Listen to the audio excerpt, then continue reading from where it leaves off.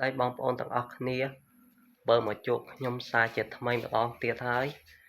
ឥឡូវនេះខ្ញុំមាននៅវីដេអូថ្មីមួយបងប្អូនគឺ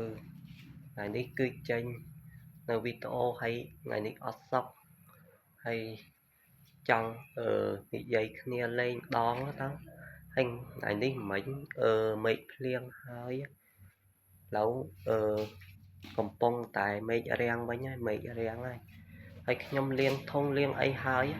ឥឡូវតំតែមុជទឹកហើយទៀតបងប្អូនមើលមុជទឹកមុជទឹកមេឃរាំងហើយថ្ងៃមុនភ្លៀងខ្លាំងពេកដល់ទឹកហូរចូលផ្ទះកន្លែងនេះខ្ញុំមុជទឹកហើយមិញហ្នឹងបងប្អូនមុជហើយតំតែមិញហើយសុខសប្បាយអត់បងប្អូនខ្ញុំបាត់មកយូរហើយថ្ងៃមុនគឺវីដេអូស្វាយខ្ញុំបេះស្វាយឯមួយគឺបានមកកង្ហាលឥឡូវយាយមួយបេះអស់ហើយគាត់ឲ្យពីរដងគាត់និយាយថាអស់ហើយស្វាយនិយាយចឹងដែរហើយស្វាយឃើញពីសមិញយកឲ្យប្តីគាត់ទៀតហើយមិញមកឃើញអ្នករត់ម៉ូតូដប់អីណាមកទៀត